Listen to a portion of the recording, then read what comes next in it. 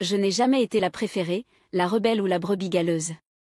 J'étais celle sur qui on pouvait compter, celle qui arrivait en avance, payait la compte, se souvenait des anniversaires.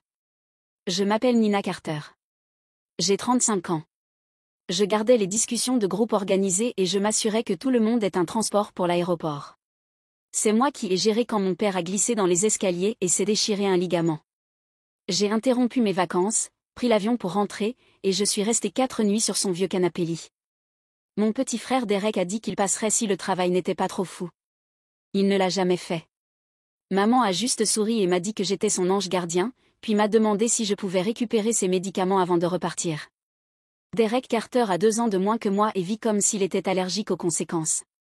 Il est charmant, il l'a toujours été. Les gens le disent comme un compliment, mais quand c'est ton frère et que c'est toi qui paies pour les choses qu'il oublie, ça finit par user. Il a quitté la fac après la première année et est revenu vivre chez nos parents, puis est reparti, puis est revenu à chaque fois qu'il se faisait virer. Papa rejetait toujours la faute sur le patron. Maman disait qu'il cherchait encore sa voie. Moi, j'ai gardé la mienne bien droite. Je travaille dans la logistique depuis mes 22 ans. Je vis seule juste en dehors de Portland, un appartement propre, calme. Je m'entends bien avec le gardien de l'immeuble et je connais le nom du gars qui met mes courses en sac. C'est tout. Je ne suis pas exubérante. J'aime la structure. J'aime être fiable. Mais il y a une chose qui arrive quand on est celle sur qui on peut compter, on ne vous voit pas. Pas vraiment. La première fois que je m'en suis rendu compte, c'était lors d'une photo de famille au mariage de ma cousine. Il voulait que tout le monde porte des tons coordonnés, rien de trop voyant. Quelqu'un a dit que je portais du bordeaux. C'était novembre. Je trouvais ça sobre. Plus tard, quand ils ont envoyé les tirages encadrés, j'ai vu qu'on m'avait coupé de la photo. C'était juste pour ajuster la mise en page, m'a dit ma tante avec un sourire. Tu comprends? J'ai dit que je comprenais. J'ai toujours dit que je comprenais, parce que si je disais autre chose, je recevais ce regard, celui qui dit, tu compliques les choses pour rien. Alors je souriais. Je conduisais. Je payais. J'étais présente, même quand personne ne m'avait gardé une place. Je n'ai jamais demandé grand-chose. Je voulais juste être incluse sans devoir être utile. Je voulais appartenir sans avoir à porter le poids des autres. Mais j'avais appris que, dans ma famille, être utile était le loyer à payer pour avoir le droit de rester. Et un jour, quelqu'un a oublié de collecter ce loyer. C'est là que tout a commencé à changer. Tout a commencé par un coup de fil. Ma mère n'appelle jamais en pleine journée sauf si quelque chose ne va pas ou si elle a besoin de quelque chose. Ce jeudi-là, j'ai laissé l'appel aller sur la messagerie. Elle en a laissé une. « Salut ma chérie », a-t-elle dit avec cette voix sucrée qu'elle prend quand elle s'apprête à demander un service. Je pensais que ce serait vraiment sympa que tu viennes au dîner de fiançailles de Derek et Chelsea le mois prochain. Ce sera sur un toit très élégant, juste la famille et quelques amis proches. Puis est venue la vraie raison de l'appel. On se demandait si tu pouvais aider pour la réservation, juste pour la garantir avec ta carte. On te remboursera, bien sûr. Bien sûr. J'ai écouté le message 2 fois, puis j'ai appelé le restaurant, réservé une section privée pour 24 invités, laissé un acompte de $500. La femme au téléphone m'a demandé si je voulais faire des demandes particulières. Je lui ai dit d'ajouter des centres de table fleuris et de vérifier si l'éclairage serait bon pour les photos. Je n'étais pas en colère. Pas encore. Derek allait se fiancer. Chelsea était correcte, on ne s'était croisé qu'une fois lors d'un déjeuner d'anniversaire et elle avait à peine levé les yeux de ses stories Instagram, mais ma mère l'appelait « un ange » et « un équilibre nécessaire pour Derek ». Je savais ce que ça voulait dire. Elle venait d'une famille aisée. Son père dirigeait une sorte d'agence de marketing moyenne à Seattle, le genre de famille qui envoie des cartes de Noël imprimées sur du papier mat avec gaufrage doré. Quelques jours après la réservation, j'ai reçu un texto de maman, « Tout est confirmé. Merci encore, ma chérie. Tu es un amour. » Aucune mention d'un remboursement. Malgré tout, j'ai acheté un nouveau blazer, repassé un pantalon. J'ai choisi une bouteille de pinot noir millésimée et fait faire une carte personnalisée avec leurs initiales en argent. Je suis même allée me faire un brushing cet après-midi-là, chose que je n'avais pas faite depuis plus d'1 an parce qu'une partie de moi, une partie un peu cabossée, espérait encore que, peut-être, cette fois serait différente. Peut-être que j'aurais une place qui ne serait pas empruntée. Peut-être qu'on me verrait, pas pour ce que je fournis, mais pour ce que je suis. Peut-être qu'on m'inviterait sur la photo, pas qu'on me laisserait hors du cadre. Le soir du dîner, je suis arrivée 10 minutes en avance. C'était la fin octobre, et le soleil commençait juste à descendre sous la ligne d'horizon. Le toit était décoré de guirlandes d'ampoules Edison douces et dorées, qui se balançaient doucement dans la brise du soir. Un petit trio de jazz jouait dans un coin, trompette feutrée et cymbales frottées. Quelqu'un avait mis les petits plats dans les grands. Je portais un blazer bleu marine cintré, un pantalon noir, des talons bas.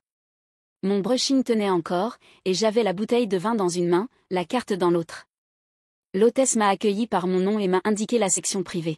« Votre groupe est déjà installé ?» a-t-elle souri. Je suis entrée, faisant attention à ne pas abîmer le sol avec mes chaussures. Chaque table avait des fleurs fraîches. Il y avait des bougies, des couverts brillants, des serviettes en tissu pliées en triangle parfait.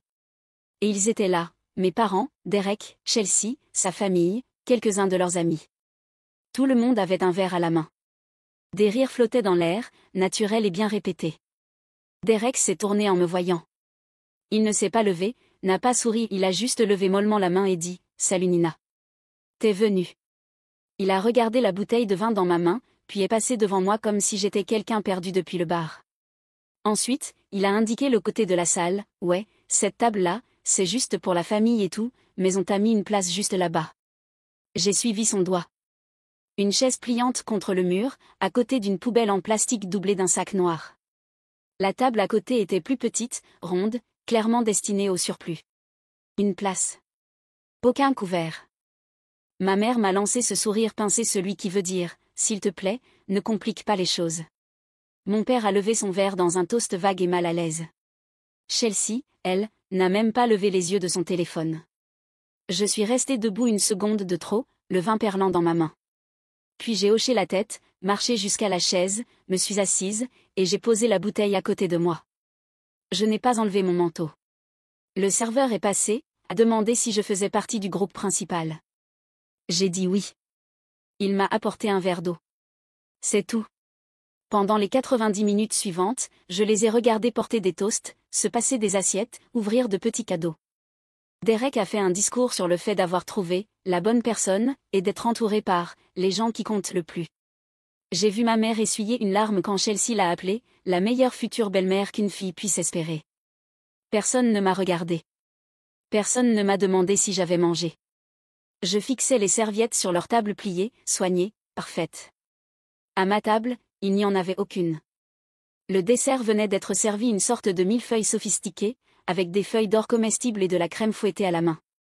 Quelqu'un a pris une photo avant même que la première part ne soit coupée. Le trio de jazz est passé à un morceau lent. Le soleil avait disparu, remplacé par les lumières de la ville et l'éclat froid de l'acier sur la ligne d'horizon. Je n'avais pas parlé depuis que je m'étais assise. Personne n'était venu me voir. Mon manteau était toujours fermé. C'est alors que le serveur est revenu. Il tenait une petite pochette en cuir. Il s'est arrêté à côté de leur table, a regardé l'addition, puis m'a regardé. « Excusez-moi, madame, dit-il doucement. Le total s'élève à 3218 $. Dois-je utiliser la même carte que celle enregistrée ?» Les têtes se sont tournées. Derek a levé les yeux de sa part de gâteau. « Ah oui, dit-il avec désinvolture. C'est Nina qui s'en charge. » Le serveur m'a de nouveau regardé. J'ai pris une lente inspiration, puis j'ai souri, pas un grand sourire, pas glacial non plus, juste serein. « En fait, ai-je dit, gardant ma voix basse mais claire, ce n'est pas ma table. » Un silence est tombé de ceux qui aspirent tout l'air de la pièce. On m'a dit que c'était réservé à la famille seulement, ai-je ajouté. Moi, je suis là-bas. Ma mère s'est figée, son verre de vin suspendu en l'air. Chelsea m'a regardé pour la première fois de la soirée. Son père a froncé les sourcils. La mâchoire de Derek s'est crispée. Le serveur a hésité, déconcerté. « Mais, c'est vous qui avez fait la réservation, madame. » Oui, j'ai acquiescé. C'est moi qui l'ai faite, payé la compte, commandé les fleurs. Mais je n'ai pas mangé. Je n'ai pas été accueillie. Je ne fais pas partie de la note de cette table. Personne n'a parlé. On entendait le petit clic d'un briquet qu'on essayait de rallumer. Je me suis levée, j'ai pris mon manteau, jeté un dernier regard à la chaise pliante toujours un peu tournée vers la poubelle. Apparemment, c'est là que je devais être. Et je suis partie, pas rapidement, pas dramatiquement, simplement, calmement. Le serveur tenait toujours l'addition quand je suis passée devant lui. Derrière moi, j'ai entendu la voix de Derek, moitié rire, moitié agacé. Allez Nina. C'était une blague. Tu vas vraiment faire ça? Je ne me suis pas retournée. Je n'en avais pas besoin. Je ne suis pas rentrée chez moi tout de suite. J'ai marché un moment, 2 rues plus bas, devant une boulangerie qui fermait, devant une rangée de voitures embuées. Je tenais encore la bouteille de vin dans la main, toujours pas ouverte. Quand je suis rentrée dans mon condo, j'ai gardé mon manteau, me suis arrêtée dans la cuisine pendant quelques minutes, laissant le silence s'installer. Le premier message est arrivé 30 minutes plus tard. Derek, évidemment. Tu pouvais pas juste payer et venir me parler après? Puis un autre de ma mère. Tu nous as humiliés devant toute la famille de Chelsea. C'était ton but? Aucun des deux ne m'a demandé si j'étais bien rentrée. J'ai mis mon téléphone en silencieux, mais vers 22h15, il s'est rallumé. Numéro inconnu. J'ai laissé sonner, puis ils ont rappelé. Une deuxième fois. Une troisième. Finalement, j'ai répondu. Salut, c'est Chelsea. Sa voix était plus douce que je ne me souvenais, sans filtre de réseaux sociaux, sans gentillesse feinte. Je sais qu'on n'a jamais vraiment parlé, dit-elle, mais je peux te demander quelque chose? J'ai attendu. C'est vrai que c'est toi qui as tout payé? La compte, les fleurs, cette vue? Je me suis adossée au comptoir. Oui, c'est moi. Elle s'est tue un instant. Ils ont dit à mon père que Derek avait tout organisé. Qu'il avait tout payé. Qu'il avait insisté pour que tu sois à part parce que tu étais introverti. Cette dernière partie m'a fait souffler par le nez. Je n'ai rien insisté du tout, ai-je dit. Ils ont demandé. J'ai dit oui. Je n'attendais rien en retour, mais je ne me suis pas portée volontaire pour servir de décor. Un silence, puis elle a repris. Mon père est furieux. Il a dit qu'il n'aurait jamais accepté ce restaurant s'il avait su que quelqu'un qu'ils avaient relégué dans un coin payait l'addition. Je n'ai rien dit. Je ne veux pas prendre parti, a-t-elle ajouté. Je pensais juste que tu devais savoir. On a raccroché peu de temps après. Pas de tension, pas de remerciement, juste un silence suspendu, comme si aucune de nous ne savait vraiment quoi faire de ce qui restait. Le silence qui a suivi était plus lourd que tout ce qui avait été dit, mais pour une fois, ce n'était pas à moi de le porter. Le lendemain matin, le groupe familial explosait. Il était resté silencieux pendant des jours avant le dîner, il ne s'animait que pour les fêtes ou quand quelqu'un postait une photo floue de gâteau d'anniversaire, mais là, il sonnait sans arrêt. Maman, Nina, il faut qu'on parle. Appelle-moi quand tu as une minute. Derek, tu as vraiment tout gâché avec la famille de Chelsea. Tu nous dois des excuses. Papa, ça va trop loin. Présente tes excuses et tournons la page. Je n'ai pas répondu. Je les ai lus une fois, archivés, et j'ai fait du café. Ce n'était pas juste à propos de la chaise pliante. Ce n'était pas à propos du vin ni de l'absence de couvert. C'était l'accumulation lente de rôles pour lesquels je n'avais jamais signé, la conductrice désignée, la personne à appeler en cas d'urgence, le portefeuille de secours. Et maintenant que j'avais enfin reculé, il ne savait pas quoi faire de l'espace que je remplissais autrefois. Dès le milieu de la semaine, les choses avaient encore dégénéré. Un ami de Derek, Tran, quelqu'un que je connaissais à peine mais qui me saluait toujours poliment lors des réunions de famille, m'a envoyé un message, sans prévenir. Le père de Chelsea avait fait une crise dimanche. Une vraie crise. D'après Tran, M. Whittaker avait tout découvert, le vrai coup du dîner, les mensonges, la chaise pliante, l'addition laissée en suspens quand je suis partie. Il était furieux pas seulement contre Derek, mais contre toute cette mise en scène. Si c'est comme ça qu'ils traitent leur propre sang, aurait-il dit, qu'est-ce que ça sera quand on entre dans la famille? Le lendemain, Chelsea a quitté le condo de Derek pour retourner dans son appartement. Les tableaux Pinterest ont disparu. La demande de lieu a été annulée. Leur agenda partagé, vol, essayage de robe, dégustation s'est vidé. Derek a essayé de m'appeler 3 fois. Je n'ai pas répondu.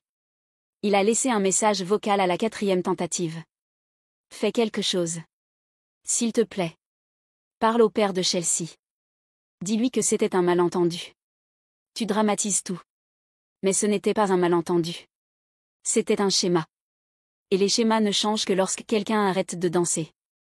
J'ai passé la soirée à ranger les tiroirs de ma cuisine, descendu le vin sur une étagère inférieure, annulé une carte que Derek avait empruntée, pour les urgences, et jamais rendue. C'était un petit geste, mais c'était un début.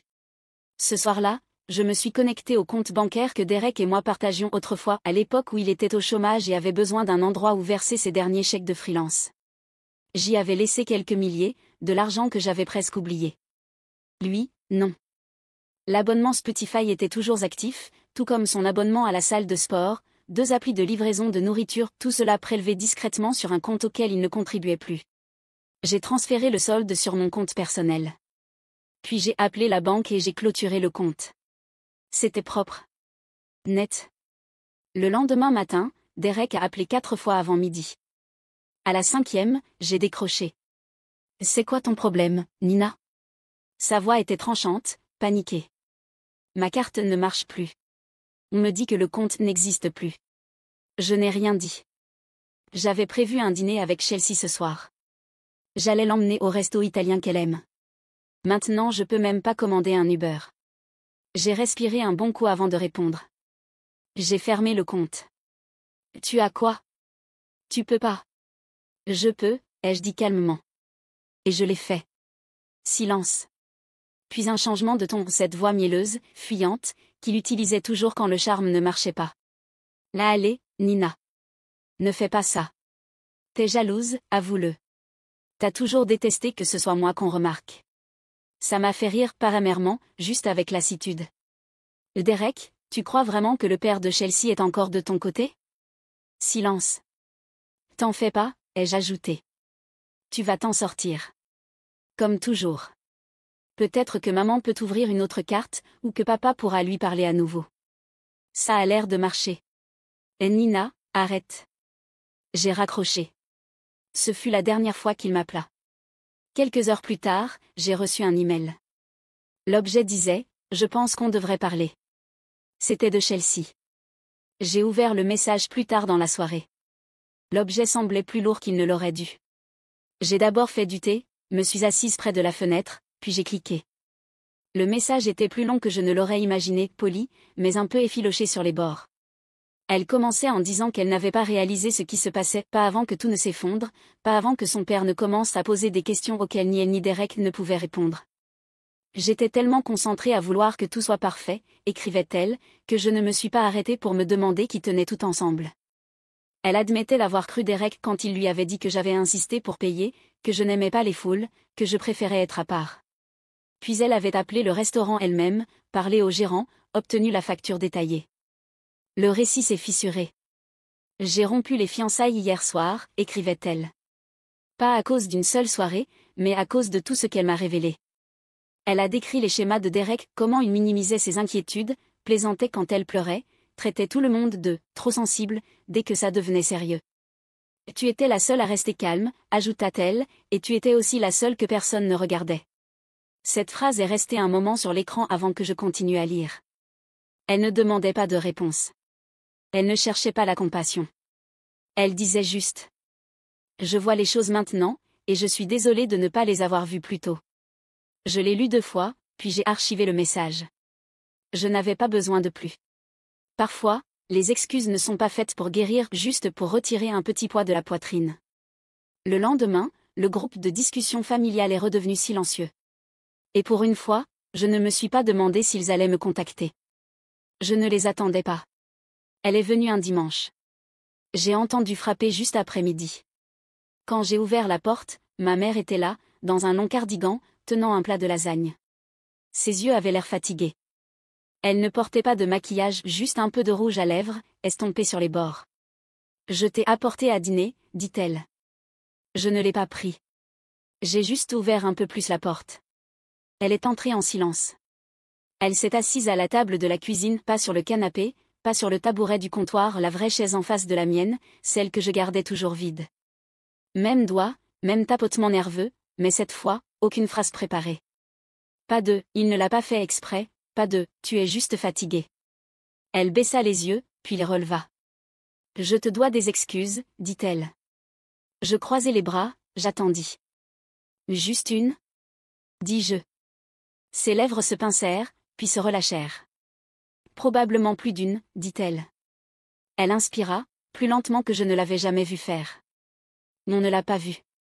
Pas parce que ça n'existait pas, mais parce qu'on ne voulait pas le voir. » Elle fixait ses propres mains, comme si elle pouvait expliquer quelque chose qu'elle n'arrivait pas à dire. Tu n'as jamais rien demandé. Et ça a rendu plus facile d'oublier que tu donnais toujours. Je ne dis rien. Ce n'était pas juste. Je le sais maintenant. On n'a pas parlé longtemps. Elle a laissé les lasagnes, et je l'ai raccompagnée jusqu'à la porte. Sur le seuil, elle s'est retournée une dernière fois. Prends soin de toi. Puis elle est partie, et la chaise est restée là. Enfin, quelqu'un s'y était assis. Quelques semaines plus tard, j'ai réservé un vol pour l'Italie. C'était un voyage que j'avais reporté 2 fois, une fois à cause de l'opération de papa, une autre parce que Derek ne pouvait pas surveiller la maison pendant mon absence. Cette fois, personne n'a demandé. Je n'ai rien proposé. Florence était fraîche le soir, douce pendant la journée. J'ai marché dans des ruelles tranquilles, bu du café qui avait le goût du temps, et acheté une petite chaise en bois à un artisan qui proposait d'y graver des initiales si on le voulait. Je n'ai rien demandé. Je la préférais simple. En rentrant, j'ai placé la chaise sur mon balcon, orientée vers l'est. Silencieuse, solide, juste assez large pour que je m'y assoie pour lire ou ne rien lire du tout. Derek ne m'a plus jamais appelé. D'après ce que j'ai entendu, il est retourné chez mes parents, travaille à des horaires irréguliers dans une start-up dont il ne parle pas. Le mariage est officiellement annulé. Chelsea a rendu la bague. Mes parents m'envoient parfois des messages séparément, maintenant. De petites notes, sans demande, juste de l'espace. Ils m'ont invité pour Thanksgiving. Seulement si tu t'en sens capable, a écrit maman. Je n'ai pas répondu. J'ai acheté un casque à réduction de bruit, recommencé à lire de vrais livres, pas des guides pour réparer les autres. J'ai même trouvé une thérapeute. Pas parce que j'étais brisée, mais parce que j'avais enfin arrêté d'attendre d'être vue. Je n'ai pas payé leur addition ce soir-là, mais j'ai récupéré des années de dettes silencieuses. Et je ne suis plus assise à côté de la poubelle. Je suis à ma propre table. Et c'est moi qui ai choisi la chaise.